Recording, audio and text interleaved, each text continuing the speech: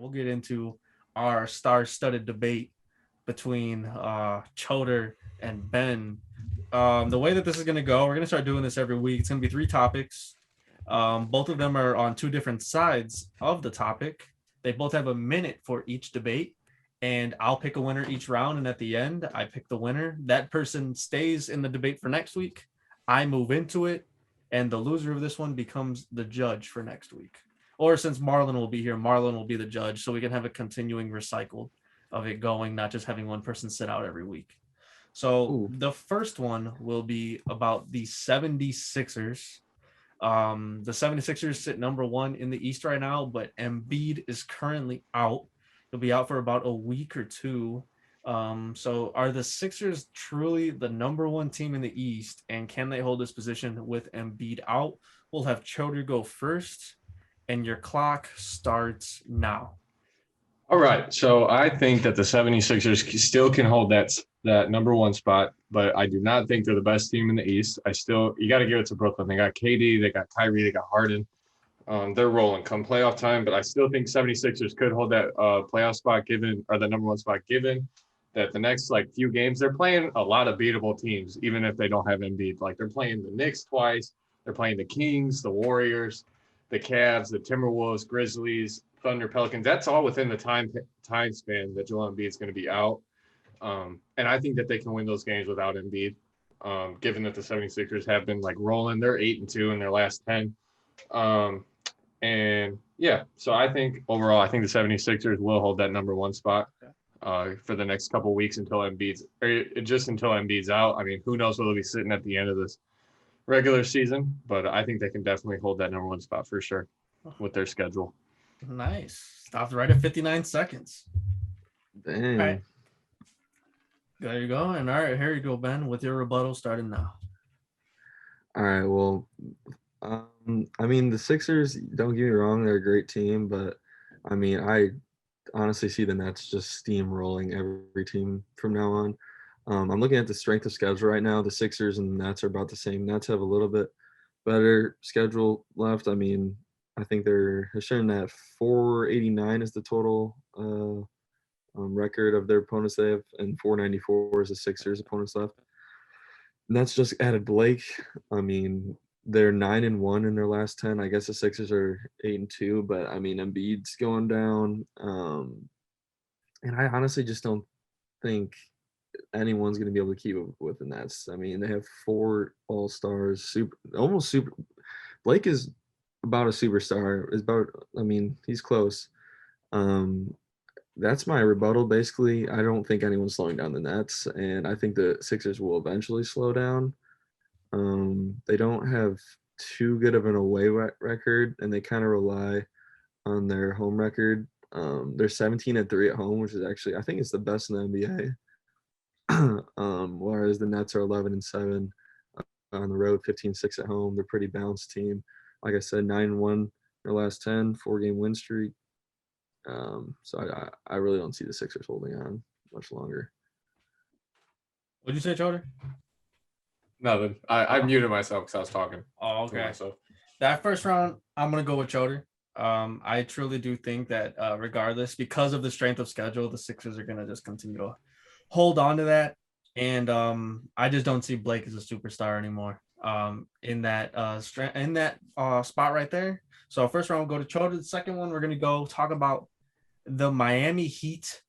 Are the Heat contenders or pretenders?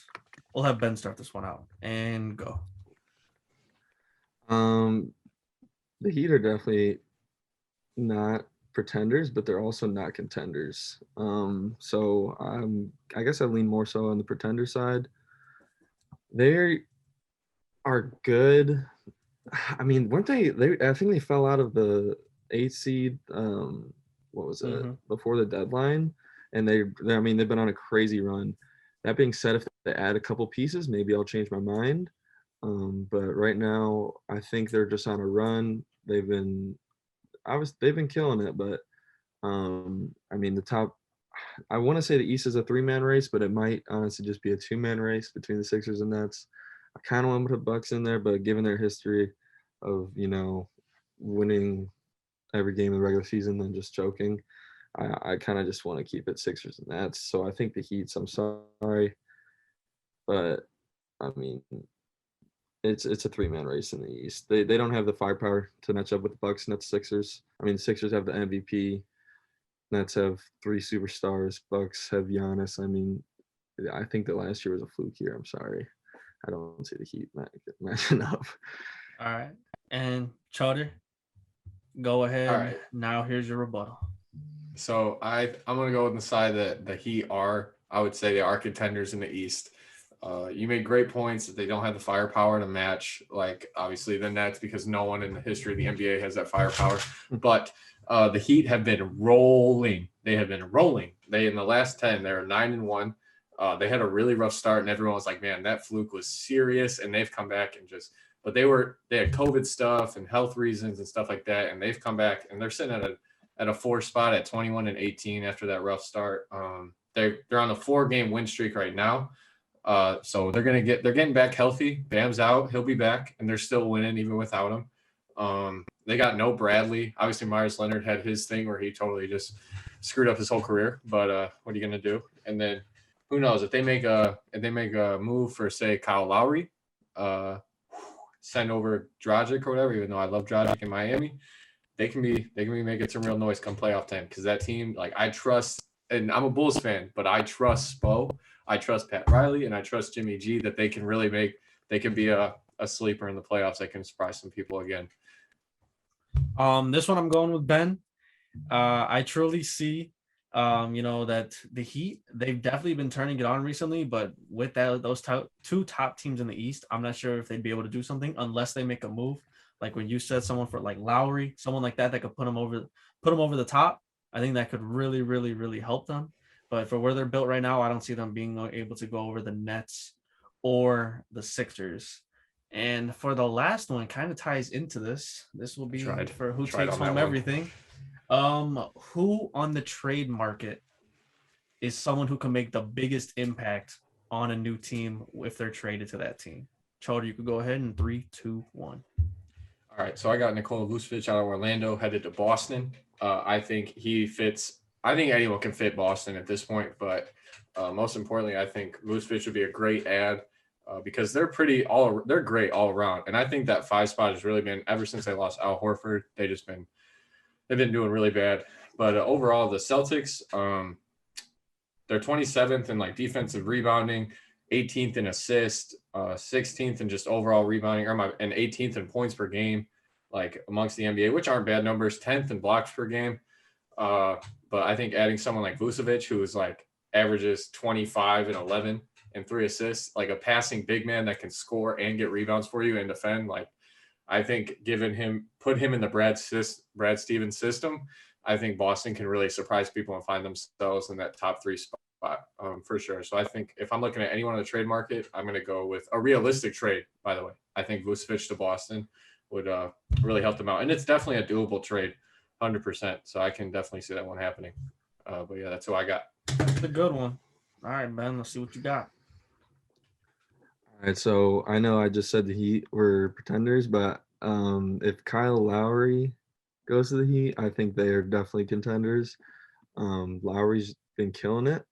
I kind of got a glimpse of him yesterday when he played the Bulls, averaging 18 points, 7 assists, 5 rebounds. I think he'd fit really well with the Heat because he's more of like not a slasher, but a point guard that's like more so drive first. And I think that's what the Heat need with all their shooters they have. And if they can, if he can collapse the defense, kick it out to, you got Duncan Robinson, Olynyk, Hero. I don't know what's going on with him. That'd be huge. And also another point, the pick and roll game with Adebayo, I think would be crazy with him and Lowry. I love that. Pick and pop too with him. I just think they would match up well, and also it takes some of the scoring pressure off Jimmy. So yeah, and also Olynyk. I mean, he's a sleeper, but He's someone no one ever really likes to talk about. Yeah. So I just think that's who they need.